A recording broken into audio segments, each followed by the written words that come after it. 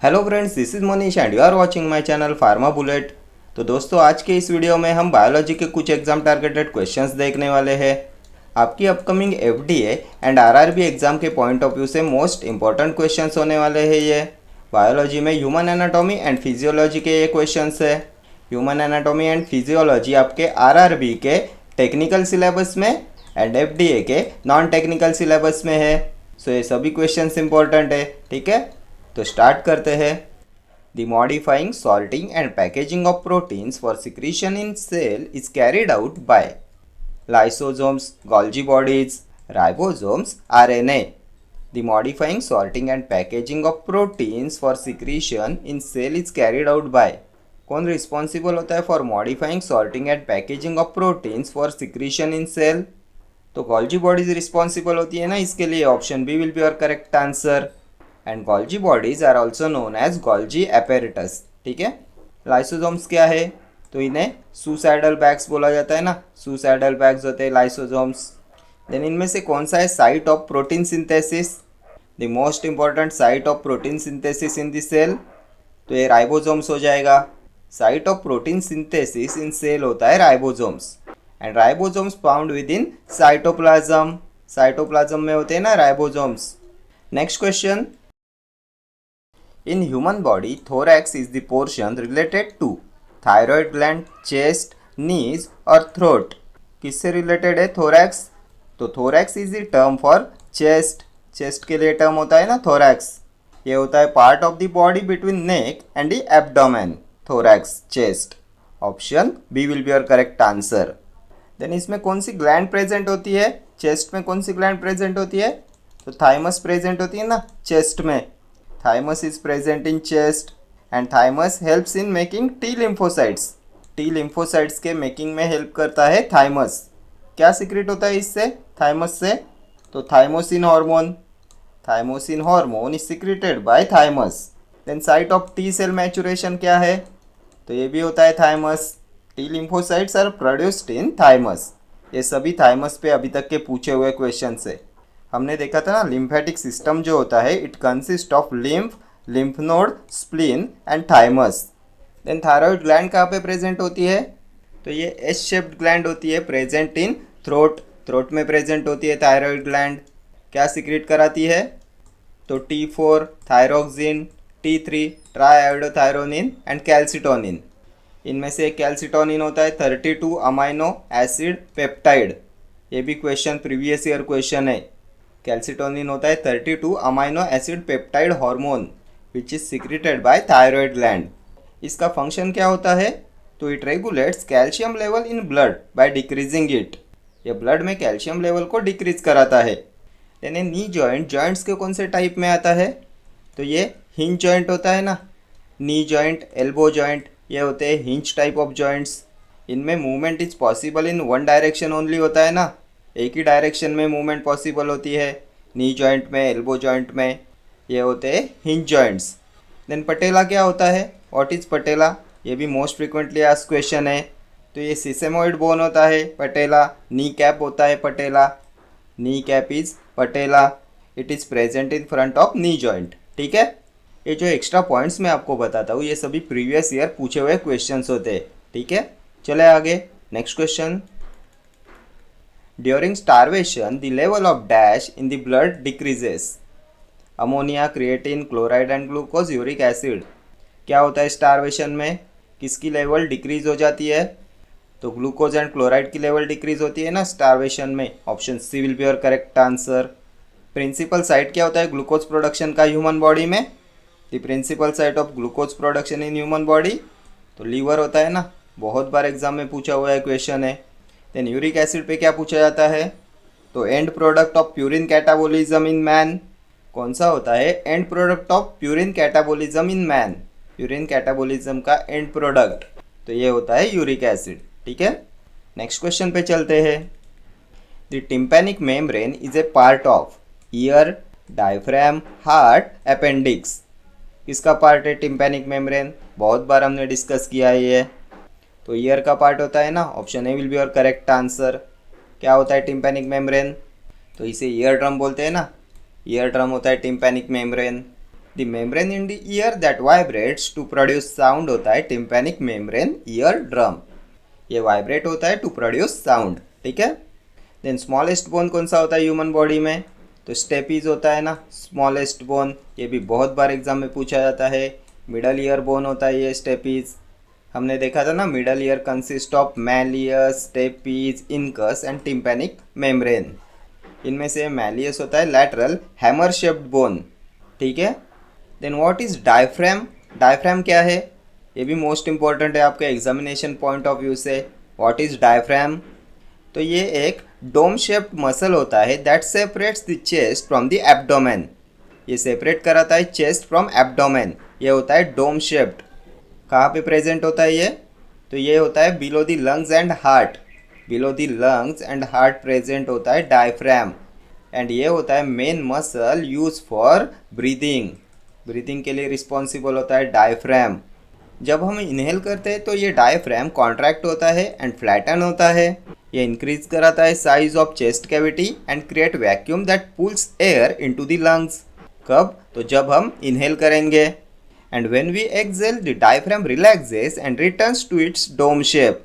And exhale करने पे ये डायफ्राम रिलैक्स होता है एंड अपने डोम शेप में रिटर्न आता है, forcing the air out of the lungs, ठीक है।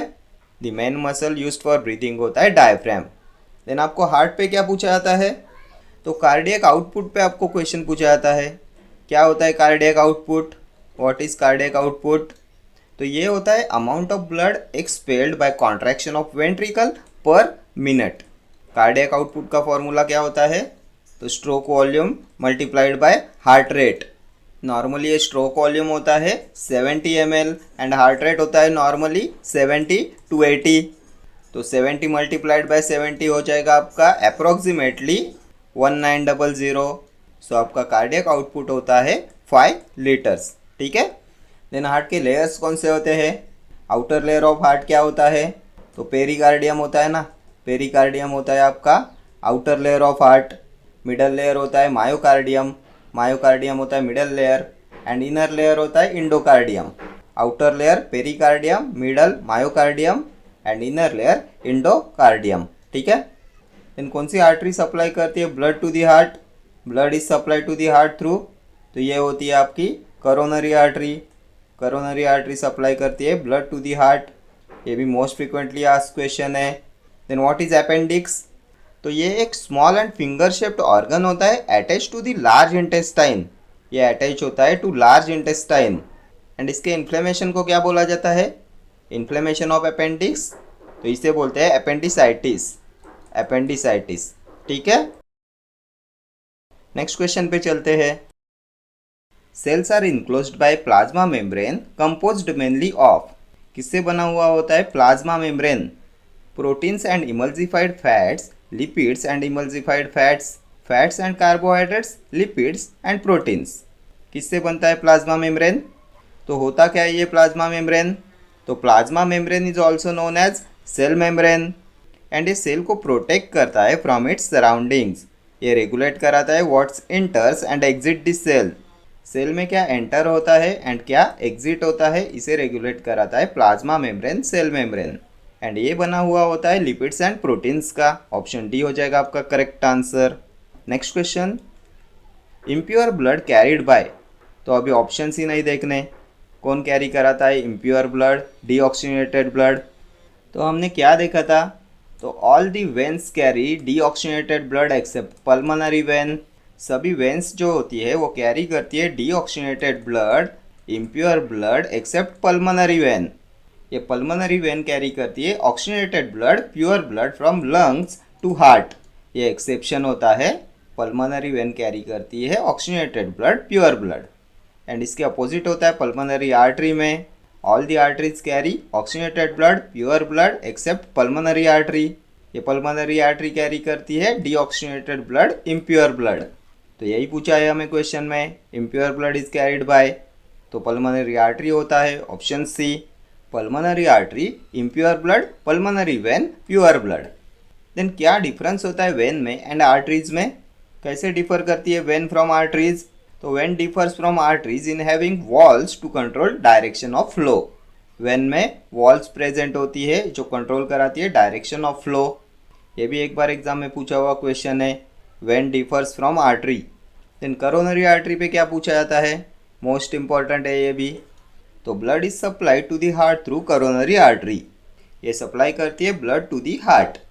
Then what is aorta, aorta क्या है, तो biggest artery in the body, aorta होता है ना, ये होती है biggest artery in the body. Aorta is the largest artery of the body and it carries blood from heart to the circulatory system, ये कैरी कराती है blood from heart to the circulatory system.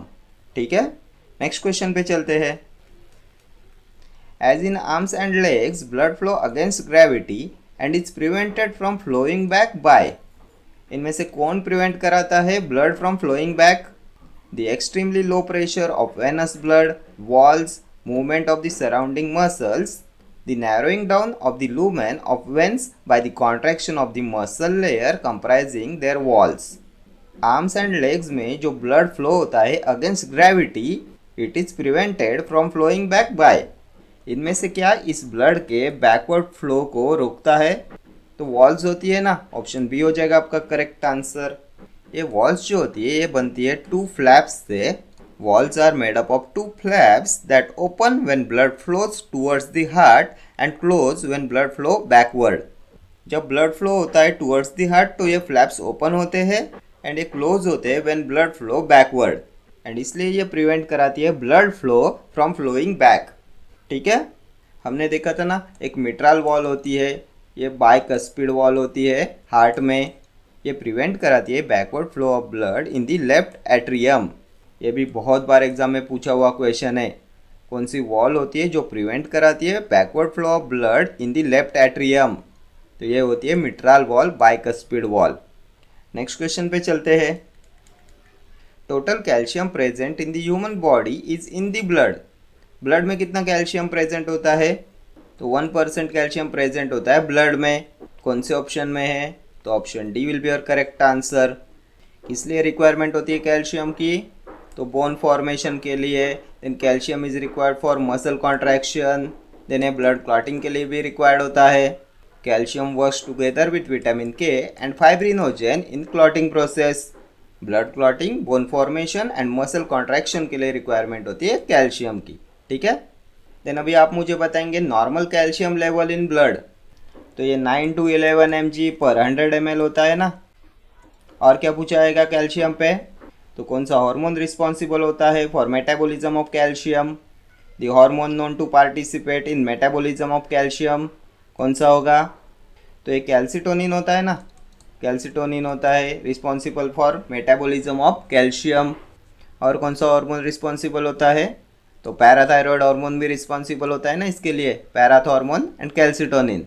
Calcitonin secrete होता है from C cells in thyroid gland, then parathormone is secreted by chief cells in parathyroid gland, parathyroid hormone chief cells, calcitonin C cells, calcitonin thyroid gland, parathormone parathyroid gland। कहाँ पे located होती है parathyroid gland, तो ये located है on the posterior wall of thyroid gland. ठीक है, next question पे चलेंगे।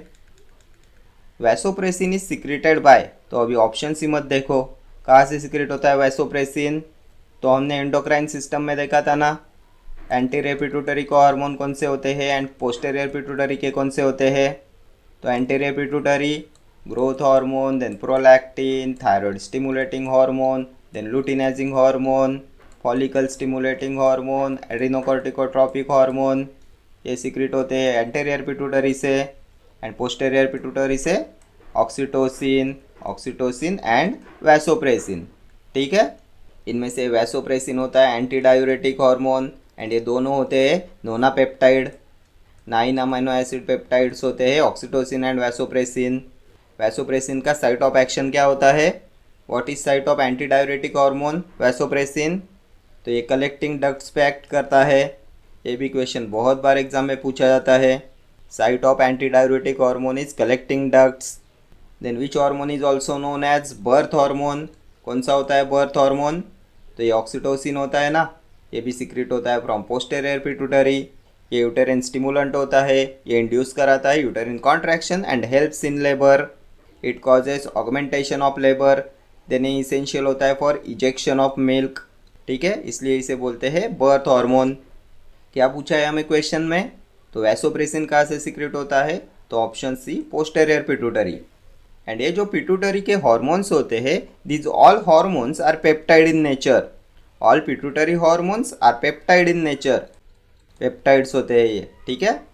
हार्मोन के नेचर पे भी बहुत बार एग्जाम में क्वेश्चन पूछा जाता है, peptide nature, steroid nature, catecholamines.